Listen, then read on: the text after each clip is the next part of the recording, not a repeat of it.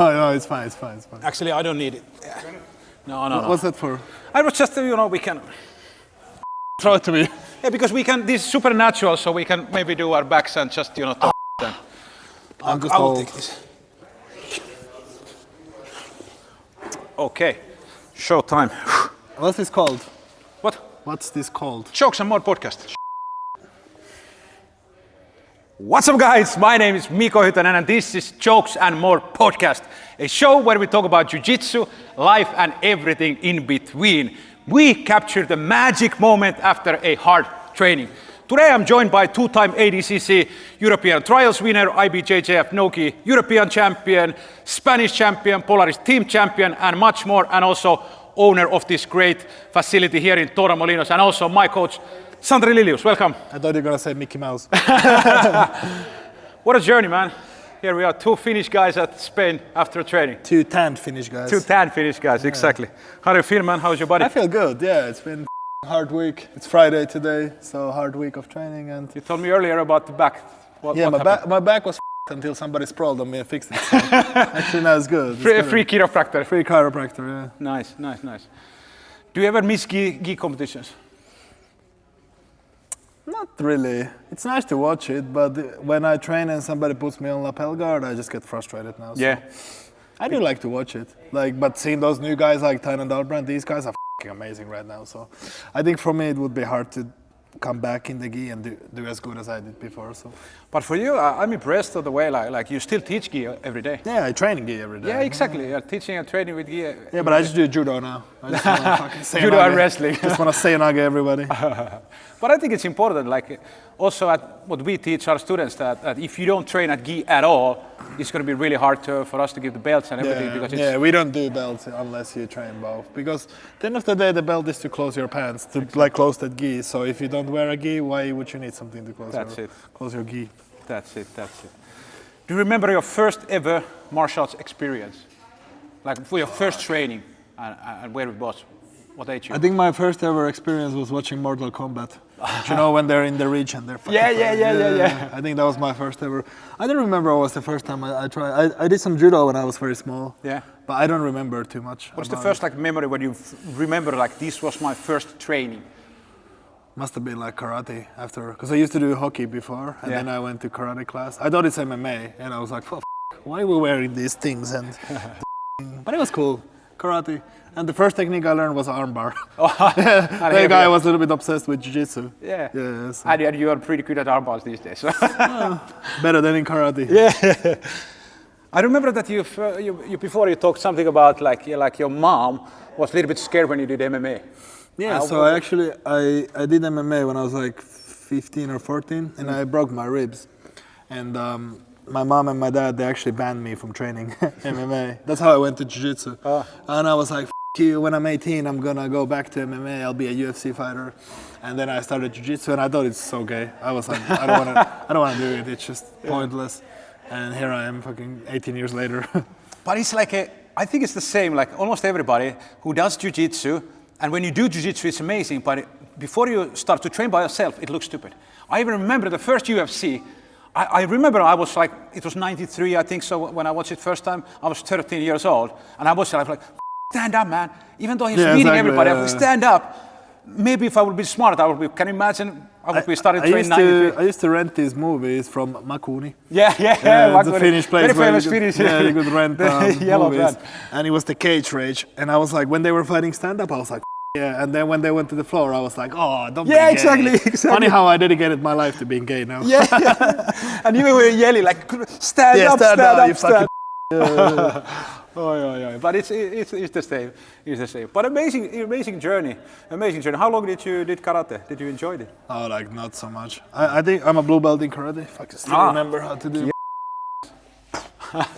Yeah. I think I stopped after 3-4 months. I think I went to MMA then, because I thought it was MMA when I started it. I didn't know the difference between karate, and I saw that they break some ice, so I was ready to break some ice. But we never did that. And then I went to MMA. I did 3-4 months, and then I broke my ribs. And then my parents said, no more MMA for you. Actually, it was my fault because I took my dad to watch an MMA show in Finland, and there was so many knockouts. It was bad. Yeah. Oh, you didn't fight there, or you were watching? No, I was just watching. Yeah, and my dad told my mom, and my mom banned it. Do you still have any kind of ideas, like now you're super, super good in a crowd? Of course, you're 33, but if you transition, like, no. I think I did that when I was like 19. I did MMA. I won the Finnish Nationals Nice. in MMA. And I did one more, but it was still amateur fight. It wasn't professional. But it was cool. I enjoyed it, but it was never, I feel much better like competing in Jiu-Jitsu. And like nowadays you can make a living from this, so Yeah, exactly. no one's punching me in the face. Yeah. That's great. Okay, let's go a little bit of the competition. So you started as a gi competitor. What was your first big win? It was Finnish Nationals or what was that? Funnily enough, I've never been the champion of Finland. Okay, because I saw from BJJ Heroes some kind of a Finnish BJJ, some kind of NoGi, in the gi, I never won it. No, I never won it. No, I think I have a silver and a bronze. Was the Spanish Nationals like what was the first big win? Euros. I won the Euros. Yeah, Euro NoGi I won in 2012 as purple belt. Yeah. I lost the Finnish Nationals just before, and then I went to Euros and I won. It was crazy. But you did like a long time. How long you were like really active competitor in a gi? Like 2008 to 2022. Come on, man. Yeah, way over like 400 matches in the Nice. gi. I think at black belt I have way over 100 matches now. And actually, one thing because I checked, of course, the BJJ Heroes, all the statistics and everything, and I don't know if they are accurate or not, but this kind of a fact, did you know that 56% of the times, if you go through the semifinals, you're going to win the tournament? Oh, really? Yeah, so it was like, I was checking out, so it was like, so always when you get through semis, you're going to have, there were statistics, so 9 gold, Half and half chance. 9 gold, 4 silvers and 3 bronzes, if you go from the semis. I had no idea. Can you imagine? So if you are in top 4, you most likely are going to win. So you have an extremely good in mindset in that way. So if you can go all the way to semis, you're probably going to win the whole But shit. this is only at black belt though, because I used to lose a lot when I even lost a lot at black belt. But lower belts, I always got like bounced off at the semifinals or something. Yeah, it was difficult. Yeah. Why was you always? I was nervous. It's almost like being scared to win. You know what I mean? Like I was very nervous. I was so tight. I wanted to win so much that I was afraid to win. Okay. Yeah, I was not loose at all. Do you remember when that switch, or was it just enough competing and enough? It was weird because like first big thing I ever won before I won the Euros NoGi, I had no titles, like nothing. I didn't have, like some like small Finnish titles, and I won that, but it was like a surprise. I just went there, and funnily enough, when I did the Euro NoGi, I thought my semifinal was my final, so I was like, yeah, because the usual, they were like, okay, this is the final, and I fought some guy and I choked him. And I was so happy. I was like, yeah, I went to the crowd, I called my parents. Yeah, I never won anything. Oh, unbelievable. I ate some candy. And then they're like, Santeri Lilius, match 4, final. And I was like, what? I already posted it on Facebook and everything. Yeah. And then... Can you imagine your opponent, if your opponent... Yeah, confident. I won. yeah, I took off my rash guard. Flexing there. And then I fought some guy from Norway and I was losing the whole time. I was like, I just remember thinking, I'll have to delete that Facebook post when I get out of here. But in the end, I took his back and I choked him, and he went unconscious. It was a very nice win.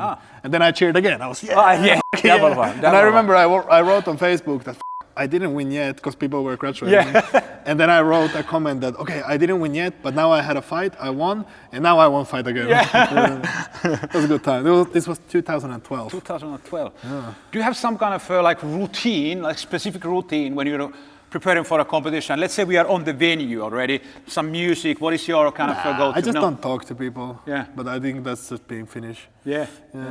I just saw actually one of my friends, I showed her, because in Finland, if you are, for example, in a bus stop, and there is one other person, but the bus stop is 3 meters, might be one guy, and we're going to go all the way to the corner. But if it's raining, there are more people, we're gonna stand outside. We Like don't want when to the be close. COVID came to Finland, they were like, oh, you have to keep a distance. And we were like, oh, so close. By default, we were further away. Yeah. But no specific routines. I just need a warm-up. Like, I just need to warm up a little bit, and then sometimes I train with somebody, sometimes I do something myself.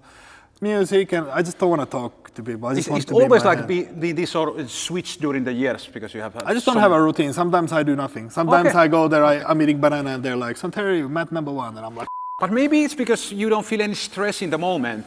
Maybe because I don't know, you are so relaxed and you have done it for a very, very long time. I've done it a lot of times, and you kind of feel it. I just want to get there. I just want to, like, you're so like nervous before, so it's nice to actually get there. Do you feel that before your biggest competitions you have been like trained more hard that you're going to compete? Yeah, most of the time. That gives you confidence, like when you know that I you think have the been best performances I've had both times, I've thought, 3 times I've thought, I wonder if I have trained enough, and those have turned out to be my best performances ever. So I think I push myself a little bit too much sometimes when I prepare. Like ADCC 2022, I think I'll die like 10 years earlier than I'm supposed to because of that camp. Like it was fucking ridiculous. Tell me about it, where it was.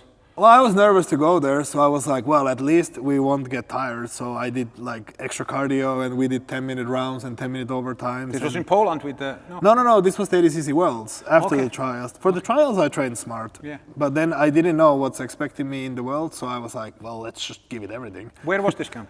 Here. Oh, yeah. 2022, Oh, yeah. We did like, because I won the trials in May and the ADCC was in September, so I just went back to fucking training after the trials.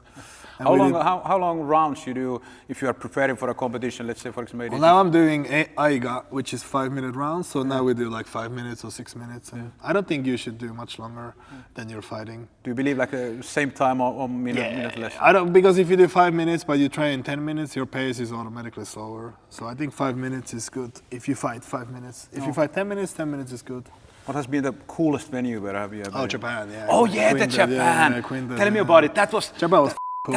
That was insane. So what was the tournament? That was the Quintet, yeah. Quintet, by and it was Sakuraba, yeah. What was It the was audience there? And it was in August 2023, 1 week before the ADCC trials in Poland, which I ended up winning actually. Nice. It was cool, yeah. So that's the team show. I fought for Team Polaris. We fought against the B team, and we had a draw every single match, but they won by, I think, the referee decision. They ended up taking it.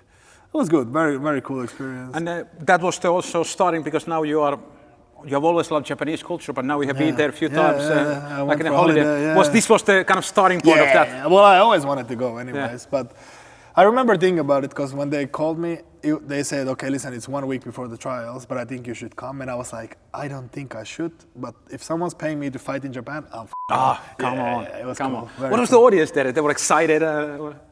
They were quiet, Really? but sometimes screaming. They were Because really that's quiet. It's really respectful audience. Yeah. Because they don't want to disturb you as a fighter. I don't know. Probably, but there like before. So funnily enough, there was a K1 event before, so there was a lot of people, the whole stadium full, and then the Quintet starts and like maybe 30% stayed.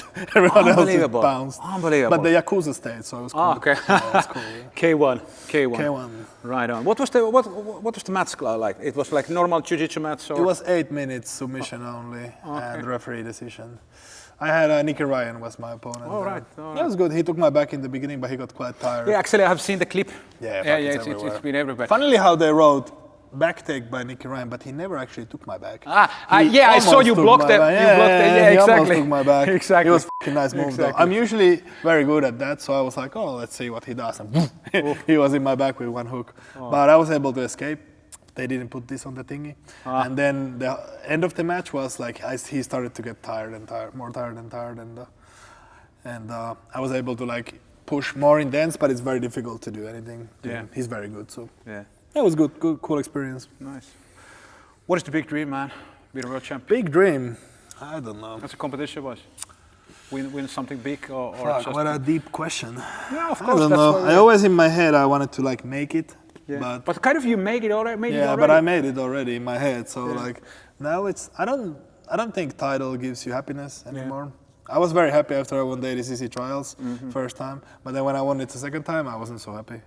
What was that? You felt like I already know what it is. It's like when you eat like first time you eat a very good steak or you do some drugs, it feels amazing. Do you know that first time you do it's amazing. But you can never, I heard. But this is just theoretically speaking. But you can never get that feeling back. Okay. So it's the same with titles. I think obviously I didn't win the world championships yet, but I have a bronze from there. I was happy, but being the champion of something is very cool feeling. But it only lasts for a short time. After I won the trials first time, I was happy for like 2 weeks. Oh. After I won it the second time, I was happy for like 2 hours. Then it's back to normal life. But it's kind of it's still amazing winning these 2 in a row. Yeah. Especially the level nowadays. Back to back, yeah. It was. And it's so many matches. I think I had 50 matches combined at both trials. and you told me before that in the first trials you were sick, or what was that? I was sick both times actually. Oh man! First time I was just sick. I had a little cold, but it was funny because I prepared. Because before this, I didn't have any big like golden medals. I had silvers, I have bronze from the Euros in the gi, but I didn't have anything that made me as a champion at black belt. So I remember I was in very good shape and my training went very good. And then when I woke up in Poland in 2022 for the trials day, I was like sick. My nose was stuffed and my throat hurt, and I was like, it can't be true. But I forgot about that when I warmed up. But in Japan, I got staph infection on my leg, and I was on antibiotics from straight after the Japan trip until I stopped 1 day before the trials. So you were like more than 1 week in antibiotics before the trial? No, like 5 days. Oof, but like heavy antibiotics. I was on 2 different ones. I was on levofloxacin and clindamycin. They are both strong antibiotics. And still was able to grind the win. How many matches were in the I think I had 6. I think first trials I had 7 and second trials I had 6. Because I think because I won it the year before, they gave me a bye on the first trial. Okay. But it was tough. First guy I had is now the black belt NoGi world champion. And then I had some guy from Lithuania. It was very tough as well. It was a hard day to do this. What about this year? Are you going to do it again? Yeah, for sure. Yeah. When the preparation starts? Like how many? What is the ideal preparation? 3 months before? Yeah, but it started already. Like in my head, like I'm just training. I'm always in good shape. I'm always ready to go. So now I'll do IGA first, June 28th. Where is that? In Kazakhstan. It's a $1 million tournament. Yeah. Nice. Who is the organizer? It's called IGA. It's in Kazakhstan. Okay. Surely some legal money. Oh, give it to me. Yeah, but money is money. Yeah. But American dollars. It's gonna be in dollars, and it's 1 million. So, but there's a really good teams there as well. Do you know already who is gonna be the competitors? For European team, yeah, we have the team. It's gonna be 2 guys on each weight. There's a guy from Finland, Heikki Jussila, will be there as well. Heikki Jussila. And I'll be at 91 kilos. It's going to be me and Owen O'Flanagan on this. 83 kilos is Pavel Jaworski Taylor. 77 is Mateusz. I don't think he needs a backup. No, maybe he has, I don't know. And the guys from Europe on this. Nice. What rule set? It's 3 rounds of 5 minutes. Okay. Like MMA, but no punching each other. What about the ADCC new rules? They banned slamming. But not for pro. But why is this? Because then people are But it's not for pro. It's not for pro. It's not for okay. For us, it's the same rules. Okay. Can you do the scissor takedown in ADCC? Yeah. At the highest level, you can. I think that's for for masters and. Okay. Because I read some news like they were banning flies. All right. But that's going to be the next competition. So IGA will be the next one. IGA. When are you going to go there? I think we have to go there 10 days before. It'll be my birthday even in Kazakhstan.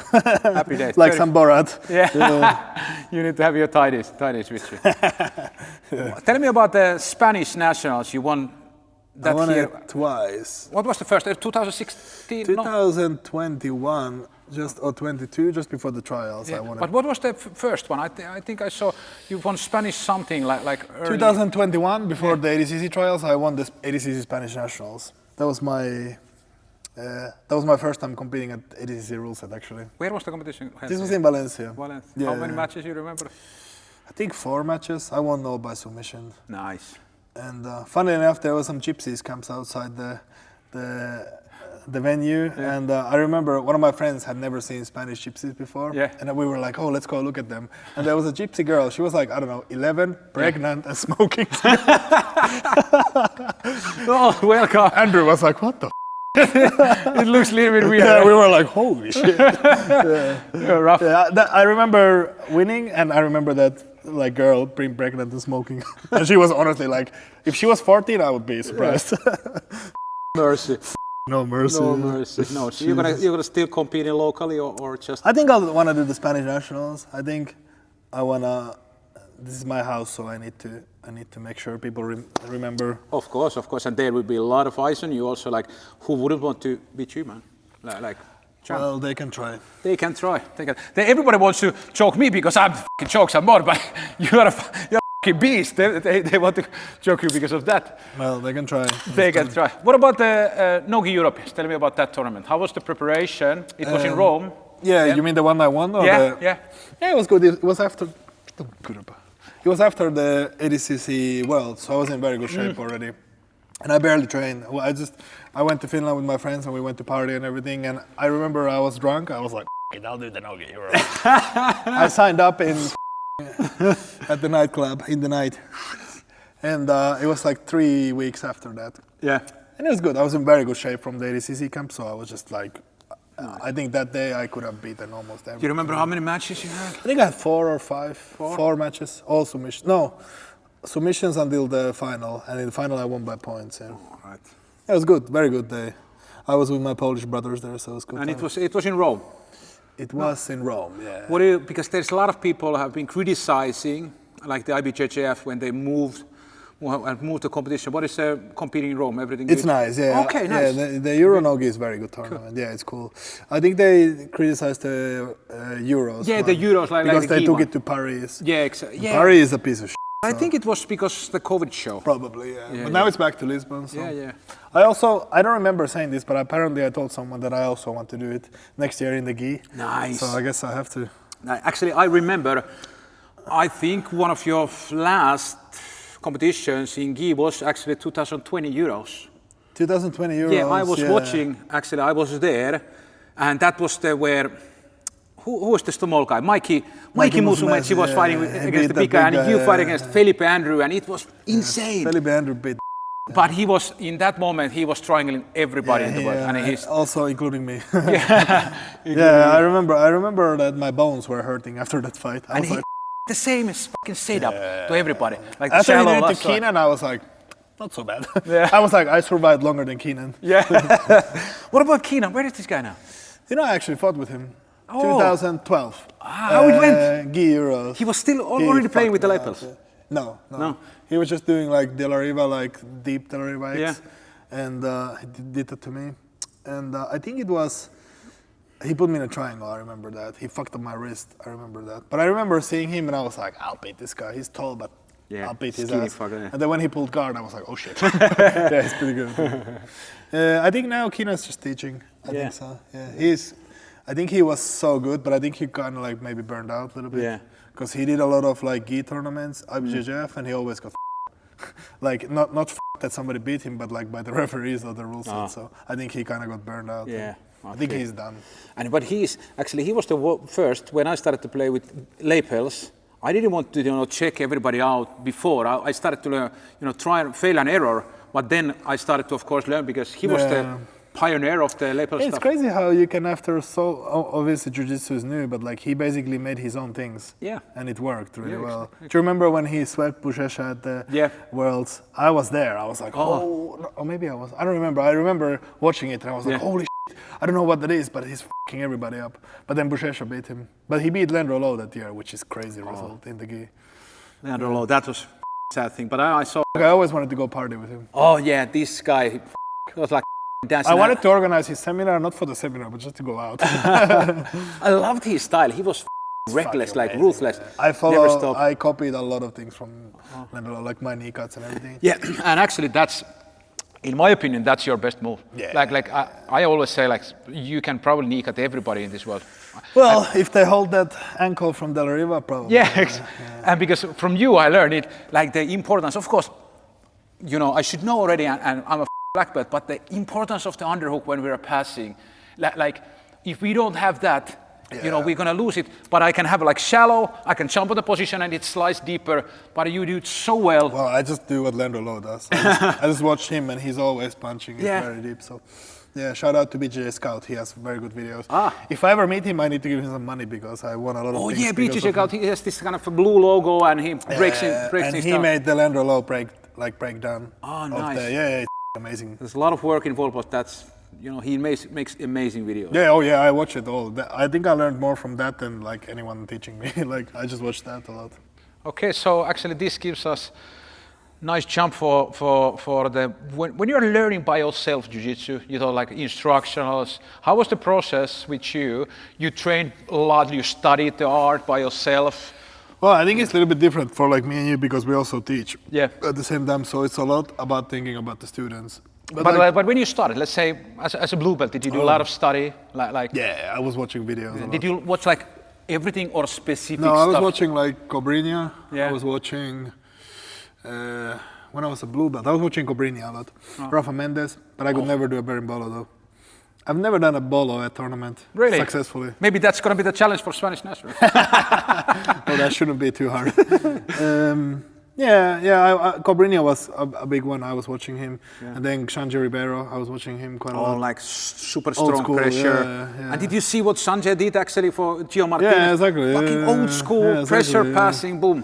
I wanted to fight with him, not because I think he's a easy opponent or something, but I just wanted that, like, I would like that feather in my cap that I fought with him. But he actually ended up going with Owen Flanagan at the ADCC. Ah, okay. Yeah. Did you make studies? Did you ever had this phase in your jiu-jitsu career where you like after the training you make notes or you just Still sometimes, even still to this day. Yeah, I have, on my phone I have like a note list where I write something that I need to learn or I need to improve on. But now it's a lot like I see some move and I'm like, oh, I need to learn that. And I just try to have fun in training right now, so I'll just try something. Like today I tried something and somebody like choked me and I it happens? Yeah, it's cool, but I mean the training you want to around and find out. You don't want to do that in tournaments. So I study still quite a lot. But what is the process? Because I always tell people, because we always talk about this subject, because I'm not competitor, I'm a teacher, and for me, like I give up positions all the time, so I goof around. How you can kind of separate the mindset, like when you not goof around, but you kind of give stuff up and you're not super tight, and when you start to prepare competition, you start to win every round. Is it hard to separate these two? I don't try to change it too much, even in tournament, because many times in tournament, I'm also lose. I think it's like dancing. You move, I move. It's not like I just make you move. So I don't really change a lot when I go to compete, but obviously I don't want somebody to like me up all the time. Yeah. I think you also learn to lose in training if you lose all the time. So it's important that you win. But I think for training purposes, it's good that you're winning 80% of the rounds or like 90. Depends how good you are, of course. If you're like a blue belt, you might not win 80. But if you're like competitive black belt, you should be able to win 90% of the rounds that you do. And then the ones you lose, you're like, okay, what did I lose on? Why did I get tapped today? And then you like recompose and come back next day. I like that. Like for instance, we have that guy, William, today in class. Like he's dangerous with, he has so good triangles and so good long legs and shoots so nicely. If I like make any mistakes, he's gonna submit me. So I have to be very like pay attention when I roll with him. Do you analyze stuff if you make a, let's say for example, some mistake in training and you analyze later like what I'm happened? like 2 in the morning. So 2 in the morning, I'm like this purple but man got me. I never get upset to the person. And I never get upset to me, but I'm like, okay, we're gonna fix this. But I like that challenge. Sometimes at the leg lock camps, like I train with somebody and they fuck me up, and then next day I'm like, okay, it's on now. And you improve a lot by this. You improve a lot by losing, coming back the next day and doing better. Or if they still fuck you up, then you go home and you double study and then you come back. I enjoy that a lot. It's one of the coolest things in jiu-jitsu. Like someone catches you in an ankle lock, so you look at ankle lock defenses. And the next day they get you there again, but you're able to escape. It feels and that's how it many times happens in jiu-jitsu. Like first you need to get caught with something before you start. Like I remember, like first when we started to do the heel hooks, like it's still fairly new stuff. But when some guys were trying to do it with 12 years ago, I was like, I don't even need to know the defense. It's a push. Now they we need to be really good. Yeah, I used to think that I'm impossible to leg lock, and then I met this guy from Poland, and I was like, oh, I can be leg locked. What is the biggest mistake normal people who train jiu-jitsu, why they are not like training is not optimized? What is the what normal people train? Well, I think if you just focus on if you come here and this is where you train, and then you go home and you don't think about it. Like it's very like short time of training. So I think you should go home and assess how's the training gone. Where do you have mistakes? I remember I was in school. Like I would go to train in the morning, and then I went to school, and I didn't give a shit about school. I just thought about why did somebody catch me in a triangle. But you can't only expect your coach to teach you everything. You have to like self-learn things at home, and you can watch YouTube. BJJ Scout. Exactly. Yeah, honestly, if our students, if they would all watch Landrolo, that video that I said to you about, we would have so much better guard passing. Because you learn a lot by watching, you learn a lot by assessing. Yeah. But if you just come here, wait for me to show you everything, and then you go home and you just play FIFA, you're not going to improve so much as somebody who's thinking about it. And I think that's also something that happens, like when you have like 100% hobbyists, they come here to train, they have their normal life, they don't think about jiu-jitsu. Yeah. But I think like in everything else in the world, if you want to be really good at something, you need to have a slight obsession. But I'm like this with everything. Like now I like volleyball. Yeah. So I've been watching Polish volleyball team now. yeah, we started this new thing. We go to the beach always every exactly. Sunday. Yeah, you catch it up. Now we even do some warm-ups with volleyball. I didn't know that you're so good in volleyball. I don't know, because I'm pretty good at everything, all the ball games. Yeah, but in volleyball you're good. Because it's same like in golf. My swing looks like I'm good. Oh, really? But we find it to play. I'm not so good, but I make it like perfect. I have a green card in golf, actually. Really? Did you know that? Oh. When I went to school, we had to do that. Because I used to play ice hockey. I'm doing like ice hockey service. Yeah. When was the last time when you played golf? Oh, into school. No, into school. Yeah, like 10 years ago. Oh, okay. Okay. So, what is the ideal situation for a white belt? What is the first submission that white belt should learn? Is it tough? I don't teach white belts really, so I don't really know. I don't know, something basic. But I mean, everyone has their own things that they like. Yeah. I think I learned, when I was actually, funnily enough, when I went to Jiu-Jitsu the first time, I came from MMA, and I didn't know heel hooks are not allowed, so I just heel hooked the shit out of everyone. And I was like, these guys don't know defense. And then someone told me that, hey man, you're not supposed to really do that. And I was like, okay. So that was my first one. But I don't know, like submission, obviously something with control would be great. Yeah. Like imagine if the white belt learns, their first move is to like learn how to mount and side choke somebody. They would win a lot of things by that. But usually people obsess on something they see on YouTube, like a rolling kimura or something, or flying loop choke. Yep. But it would be good if it's something to do with, I don't think white belts need to know so many submissions. Yeah. They should know positions first. That would be amazing. Because it's like building a house. You want to have the foundation strong, even though it's boring. 100% agree, because how I teach here and how I teach also like the foundation, I have like 6 main positions and top and bottom, and we need to have 2 or 3 moves from each position, and that's going to be the foundation of the game.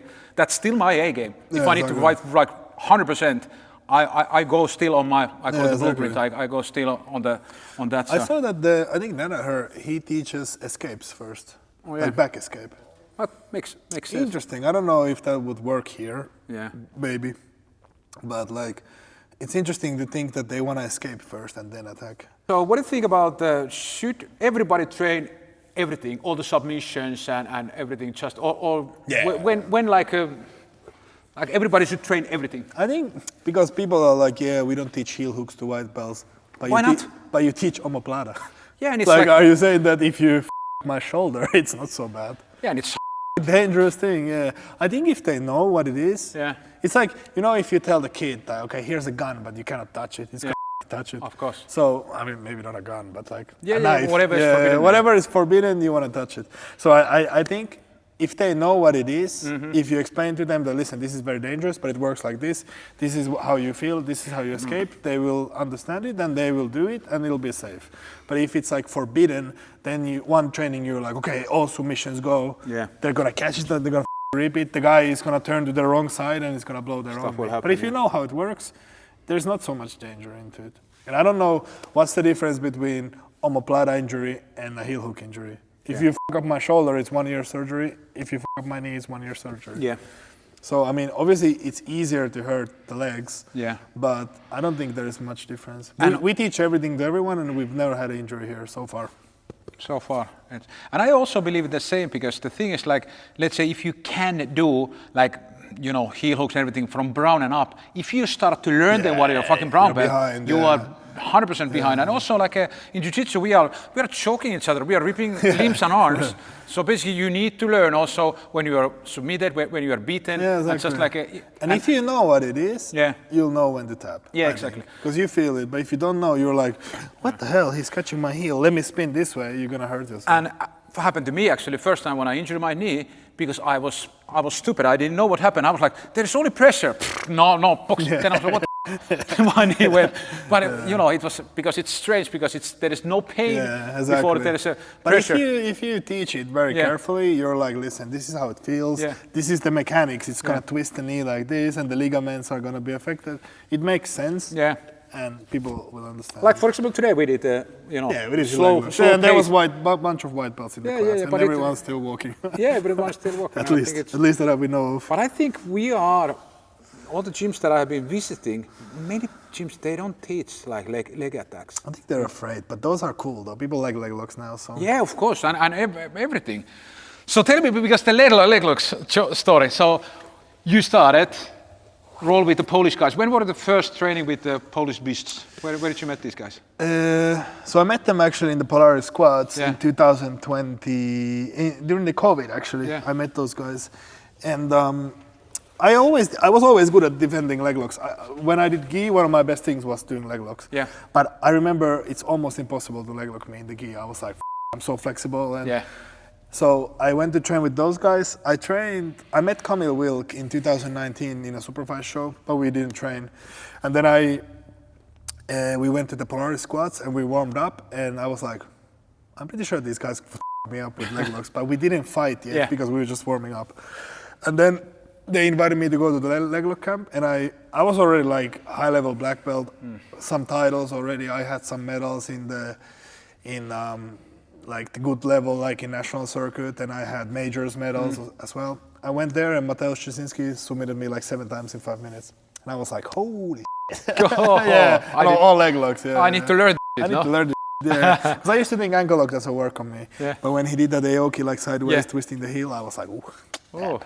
Yeah. But pretty fast learner, look at you now, ripping the I hurt myself on that camp. I tore my meniscus and I had surgery on it. So it came with the price? Came with the price, but it wasn't actually with him. It was with somebody else, and my toes just got stuck on the mat. So random situation. So I had surgery, but I kept training. I had surgery in end of the year. My son was born in November. I had surgery beginning of November, and then I won the trials in May. So it was a quick turnaround. Unbelievable. Yeah, it was crazy, How did you feel?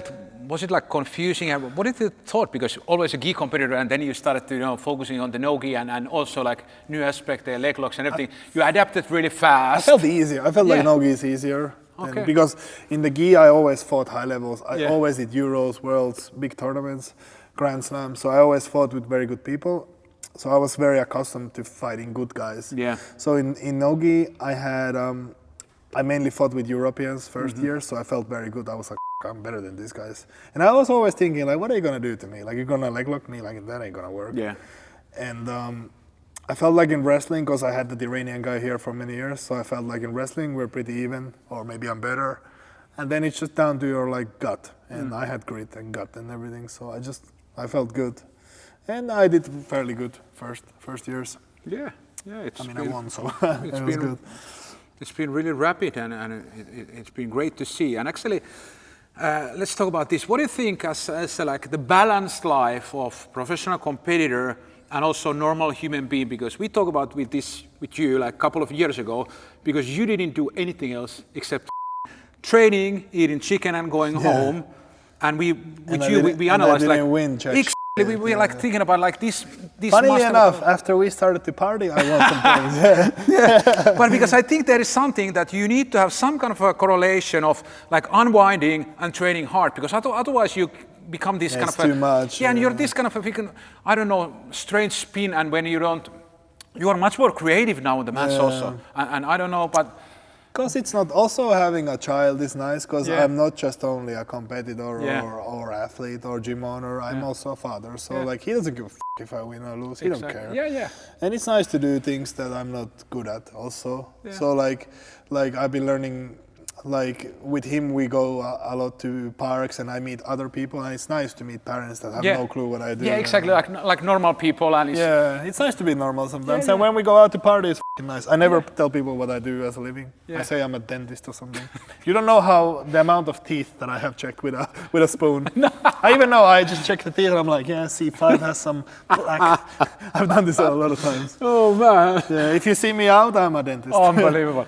I had this one guy, actually, one of my old friends, and he had this habit that all of a sudden he was in a bar, he had this old sweater and he said, I'm a fisherman from Norway. Oh yeah. And he was like, oh, ladies love this. I was like, what the is this? Yeah, I'm a dentist. But the dentist, it's kind of your mindset. It works perfect. Like dentist, like what the f is And like? girls are always like, you want to check my mouth? I'm like, fuck it, give me a spoon. I'm oral hygienist, you know.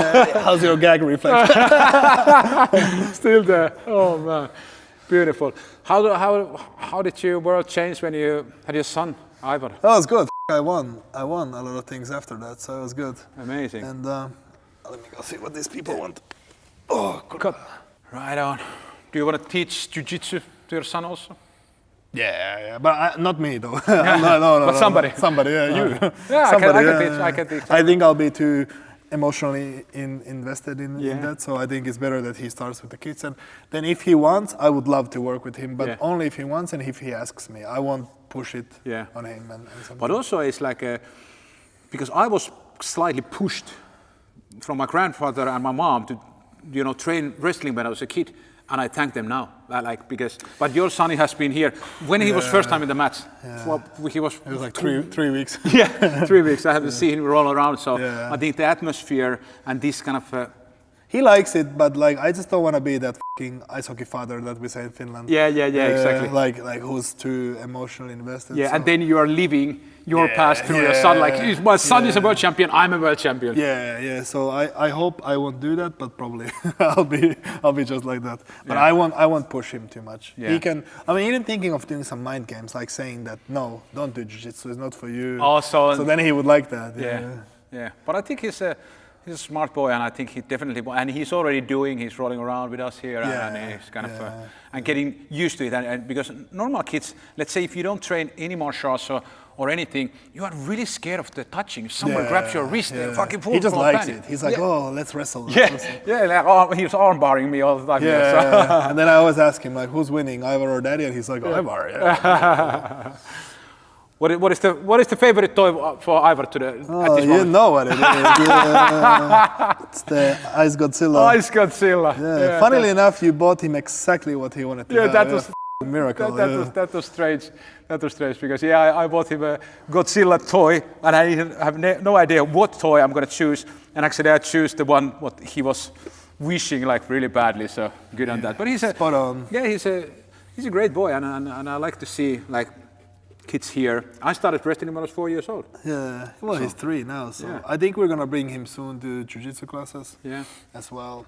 But if he wants to do it, he will do it. I would be happy if but some sports he needs to do, and he needs to know how to fight. Even if he doesn't want to do jiu-jitsu, he needs to be like blue belt level before he can quit. Yeah. I think it's like swimming. You need to know how to fight when you're a guy, especially. So. Yeah.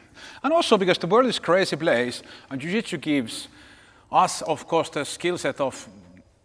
In my mind, we are protectors. Yeah. We are the guys. If somebody is bullying somebody and you know jiu-jitsu, it's also your job to go there because you can. Normal people. I've been on 2 street fights and I lost them both. So. But what happened? Where was it? First time I was in Finland. My friend had something like a watch or something, and I was like, nah, that's fake. And I poured some beer and I punched me in the face. And second time I was in Finland again. That was cool though. I saw some guy like pulling his girlfriend's hair. Yeah. I was a blue belt. I ran there and I was like, now you're in trouble. I foot swept him. Yeah. And I tried to punch him, but I missed his head. And I punched the floor and my hand was like asparagus. Yeah, I was at the night at the club like hand like this. But you made an action. You made an action. Yeah, I mean the first time I lost, my friend punched me in the face. I lost. Second time I lost because I punched the floor, so I think I'm done with street fights. Yeah. But it's like I don't know. Nowadays when we don't go out so much, like once in a while, I don't get fights. I never get fights like all the time. I think we're too up to even realize if somebody else. Yeah, and because when you train every day, you don't even give a shit if somebody insults me a little bit on a bar or something. I don't give a. Do you know when I went to London last time, this was many years ago though, I was walking in Westfield and there was some little kids like roadmen and one of them like bumped into me like this and I was so angry because in Finland I would slap this guy. But my friend was like, no. 100% they have fucking knives and everything. Yeah. And they look for trouble like this. And I remember the girls, they were like, hey, like smirking like it's super funny. And I was like, if this was Finland, not now, I think I would get knifed now in Finland. But like 10 years ago in Finland, it's all. I hate blades, man. Why people are stabbing each other all the time now? That sucks. Well, But luckily we are still, and I think it's important, and it's great to see now more girls training. you know, actually, I remember I had a friend who in the military I trained with. He was in the same barracks as me, Yeah. and I was always saying that, hey man, you should really like do jiu-jitsu. It's really Yeah. good for you because he was some security guard or something. Yeah. And he started to do jiu-jitsu and he trained like 3 months or 4 months, and then he went to the spa and somebody attacked him in the spa, some Russian tourist, and he was like, bro, I can't do jiu-jitsu. It's so gay. I was naked. I'm gonna put my dick in his mouth and then close a triangle. So he stopped. You need to do double underpassing, man. Exactly. Bring it up here. Like, what The fight will end. Yeah, exactly. He's like, motherfucker, guy attacks me and I'm naked. I'm not fucking like cuddle him, make love to him. Just take his back, man. So he finished. Yeah, he's done with jiu-jitsu now. So I don't think jiu-jitsu is the best martial arts also for self-defense. But also, I think it's still powerful, and you know, when you know what you are doing. And of I course- mean, worst case scenario, you'll have to aggressively grab that guy naked, but like it's weird. It's weird. it's just NoGi. Yeah, because he was saying the Russian guy was trying to like box him, and he was like, "But I know how to hug him. Yeah. But I don't really want to hug him." Yeah. That would be so weird. Imagine you like go for I dick swing, I go for it. yeah, you're in a double leg and he's here. That must be weird for both of us. But also like Yeah, it would be so for awkward. the Russian guy, that it's like all- I'm not these guys here. What am I gonna do? I'm gonna punch him in the man. What the I saw some video of Africans. They were like boxing without the gloves, and one guy gets knocked out, and they like bring him to the corner to like revive him, and his corner man grabs his starts to like yank on it. Have you seen the video where the guy is watching the UFC fight and he's filming like that, and the other guy's twist his man. Grab his dick and twist it, and he's like, "What? Yeah, grab his dick and twist it." Yeah, What? yeah, I Okay, watched it. okay, I'm gonna grab the dick and twist. I think it would hurt though. Oh, probably. What has been the biggest struggle? Oh, I thought you were gonna ask what's the biggest. Okay. Jesse Warrior from Finland has the biggest. Jesse, man, you're a legend. Dick, yeah. But can you Shout imagine out. actually if you have like a massive and you do, let's say, NoGi, can you kind of hide it? Maybe you can choke somebody with it. Yeah. Imagine if you. Yeah, you can basically. There'll be like a collar choke behind. Basically, it's a limp. Yeah. Limp and a limp. But you could be a specialist with your like labeling with Keenan. You go with the guard, you maybe... Is it legal though? I don't know. If it's not, I don't know if... I won't have that problem, so it's all good. But like, I don't know though. I would have to ask somebody with a big. Can they choke somebody with it?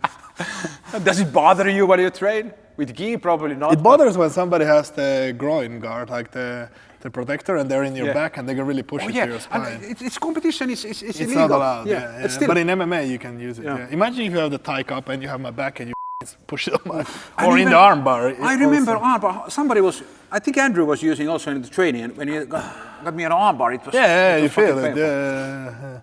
Yeah. Okay, so twisted. That's twist, a great move. All right, so what about this gym? Amazing. How long we have been here? 10 years almost?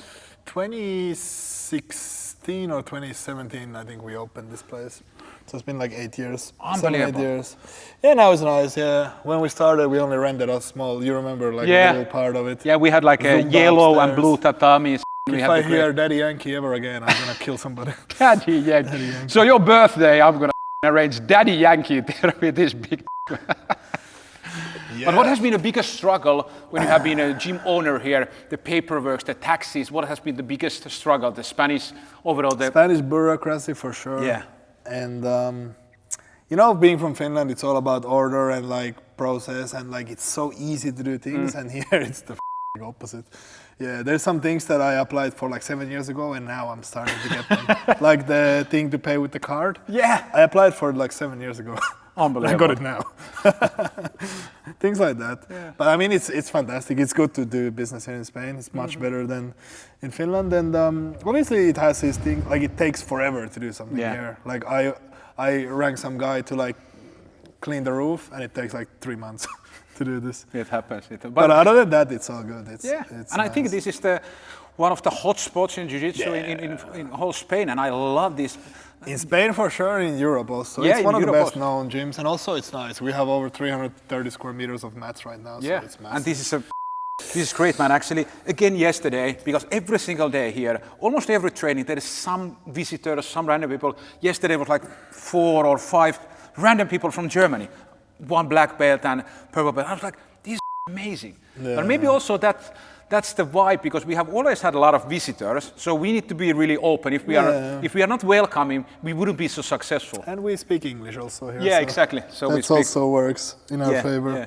But amazing facility, and we have built some tough mother from here. Yeah, there's a lot of good guys. I think in the next few years, everyone will know who these guys are. Now in Spain, people know, but like I think it's only a matter of time until everyone else knows as well. So it was amazing. Last graduation, what we had, when we were aligning there, and all of our black belts and everything, I was like, there was like look 30 at this. black Yeah, like 30 black belts, and I was like, and I remember when we, like still those early days when I came here in 2016. Also, like I was first year, maybe I don't know how long you guys were open before I came.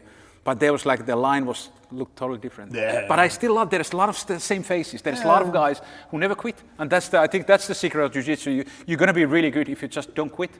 well, it takes time though. Yeah. People are so obsessed with belts, but like it's like a degree in something. It's Yeah. like 10-year process to get a belt. Exactly. It's not like this. Yeah, and I believe that belts follow your skill set, not the other ways. So when you become good enough, I really think it's like learning how to drive. Like if you don't know how to drive, they ain't gonna give you the license. So it's the same with jiu-jitsu. If you don't know how to do something, you're probably not gonna advance to the next belt. So I am a big believer in that. But also, if you just train, if you just show up, you'll get yours eventually. Yeah, exactly. Everyone's gonna be a black belt if you just show up. That's it. And for me, it was for you. When did you get your black belt? It was 2015. And did I remember wrong? But when you got your black belt, at the moment you were youngest or second youngest European get to 22, yeah. or the black 21 belt. or 22. That's also now it's of course it's Well, switch. now But I just gave Sergio. He's 21. So, yeah, exactly. But then it was. Vincenzo also is 21 or 20. They're young now, yeah. Yeah, back then it was crazy. Yeah, I was the second youngest. Marcin Held from Poland was the first one. Ah. He was like 20 or 21. Oof. Yeah, he got my ass. I really thought I'm the youngest, but I wasn't.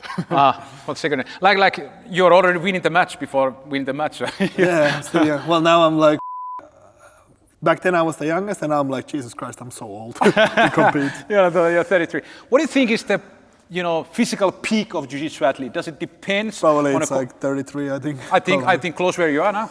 Yeah, I saw some studies that it's like 32 to 35 is your best because your mind is also good. Yeah. But I really think it depends on your body, and I think because if you look at the athletes now, they're older and older. Some are in their 40s still playing soccer at high level. Wagner Rocha, for example. Come on. Yeah, he's 10 years older than me. Yeah, he's like that gives me kind of like, I'm 45.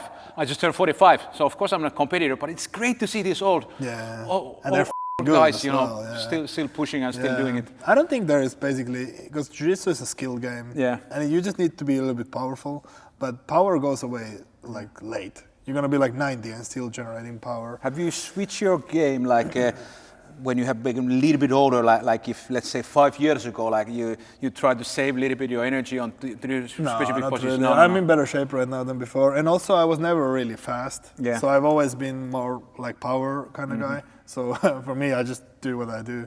I feel I'm in best shape now for sure. I believe that. I believe that you are. Well, you've seen how we train. We do a lot of cardio here. Yeah. So I think today we did 45 minutes of sparring. Yeah. So you just do that. I mean, you'll be in good shape anyways, and then just work your skills, lift weights, and like I think you can still do it. There's a lot of Olympic athletes who are my age or older than me still winning things. So it really depends. It depends when you let it go, I think, in your head. When you start to train less, that's when your decline How many happens. times do you lift during the week? Like 3 or 4.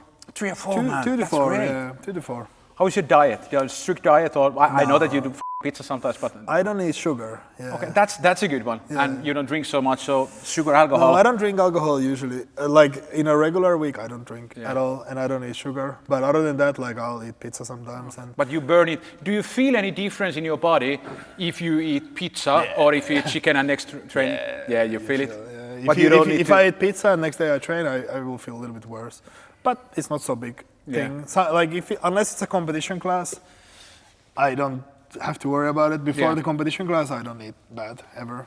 But usually my diet is pretty good. It's the same. I'm like a dog. I just eat the same thing all over again. So. What about supplements? What supplements do you take? I take quite a lot. I take creatine. Yeah. I take multivitamin. I take omega oils. I take salt. I take something for my gut every day, and that's about all the vitamins I take. I take these every morning, and melatonin to sleep. Oh yeah. As well. And those are the legal. Sometimes when we party, maybe we. And we have this tradition now that always when we have graduation, we call a little bit of Jesus Christ. partying. And actually, it was we can tell the viewers. Actually, when I got my black belt, that was a funny was a good party. That's one of even story. The cameraman was with us. Yeah, the cameraman Justin was also with us, and we went this Sophie outdoor festival. And the idea was like we were dancing there, and I had these red Adidas shoes. I was wearing them first time, and I was dancing like this pump. And next morning, I wake up, I hurt my big toes. Like were full black. I'm like, what the has happened? I was like, I don't remember anything happened, but the shoes were so tight. So I was dancing there. My full toenails, big toenails, both were black, and after 3 months they fell off. And it was strange because after, let's say, 2 weeks, when I was teaching a class, I was asking one of the students, guys, why don't nobody ask why my toenails are black? No, we just think you probably tattooed them. Maybe that tells something about me, not about them. But that was a good night. Yeah, but graduation, we have... I remember when I went home that night, when I arrived home, I went to bed and I was watching Alex Pereira fought with Jan Blachowicz then. Yeah. And I remember I couldn't sleep and I said, I'm so sorry to my body for what I put it through. But it's like if we do it 3 times a year. Come on.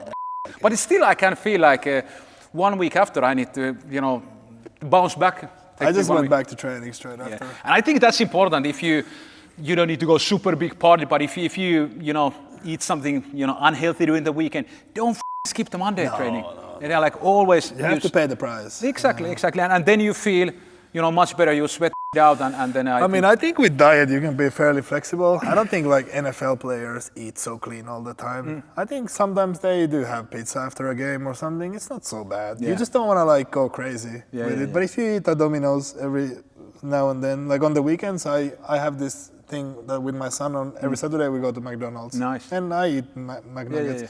But like I'm fine after that. It's just food. It's not so bad. And it's also like because I was in a super strict diet like 2 or 3 months, and I kind of enjoy it, but I felt like I become also boring. It's in some sense of where I eat the same chicken and everything, and I was thinking about this is the best one for me. But I was like, no, I need to little bit mix it up because it affects my mind.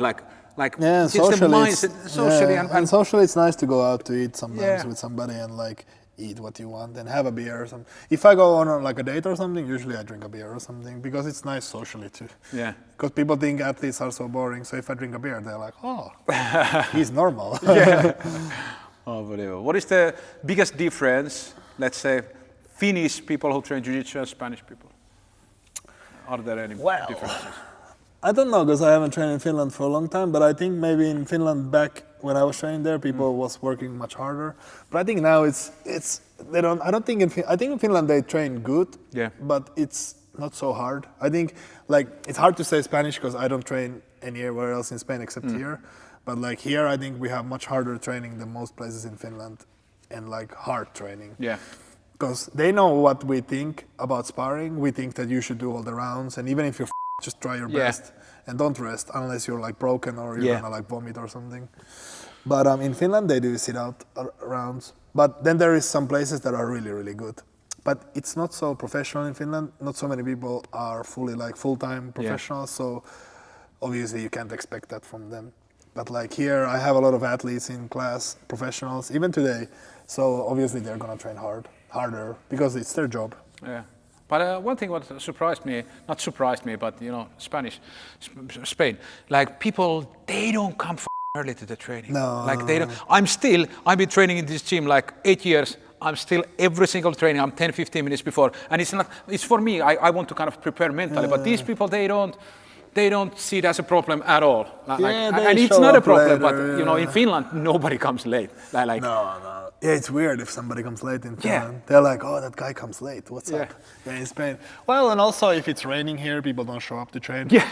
They're like, what do you want and me to do? even if they have a Santeri? cart, they don't come. I'm fucking with the motor here. I'm soaking with I you with the remember- bicycle. Yeah, you remember when was the Kalima, the kind of the sand rain from Africa last year? Mm-hmm. And I came training by my bicycle. I bought just plastic bag on top of my stuff, and I came here, and there was maybe 1 or 2 people. And then I sent a message to everybody, where are you? We're at home. I said, you have car? Yeah, but still. I was like, It's come gonna on. go dirty. Yeah. We came I by went to bicycle. the gym and I drove in the Kalima and it was raining and it was that wind. So I Yeah. was like brown when I got to the gym. I was like, fuck, this is gonna be bad. Yeah, people don't train if it's raining. Imagine in Finland, you'd never train because it rains all the That's time. it. But also, I think it's like the mindset as a competitor and as a hobbyist, you should also train when nobody's kind of watching. You need to do, even if you're a hobbyist, I think you should do stretching. You need to take care of your body. You To the best of your ability. You should, but you should do anything in life to the best of your ability. Yeah. I don't think it's something that you wanna, like if you come here, might as well just train. Yeah. If you go to the weightlifting gym, might as well just train. Yeah. You're there anyways. Yeah. So if you half-ass it, it's just wasting time. Yeah, and also I think it's mentally because you are not doing your best. Yeah. And it doesn't matter really in training if we win or lose. Yeah. But if you're tired and you sit out of that, I think that's cheating. Yeah. That's like a... Well, and you're robbing somebody else of training, which I think is the worst. Yeah. It's okay if you feel like shit and you want to rest, but if somebody has to rest because you don't want to train, but you're here. Yeah, and why don't just, try to defend, try to Yeah, survive. be mount underneath. Exactly. Just stay there and try to... I always play this game in my head if I'm Yeah. somebody asks me to train, I always go. I'm doing this game where I'm like winning in my head and this guy has to submit me to win. And I'm like, okay, I'll just win if he doesn't submit me. Yeah. And I stole the of the round and everything. But at least that way I'm doing something and the other person gets training in as well.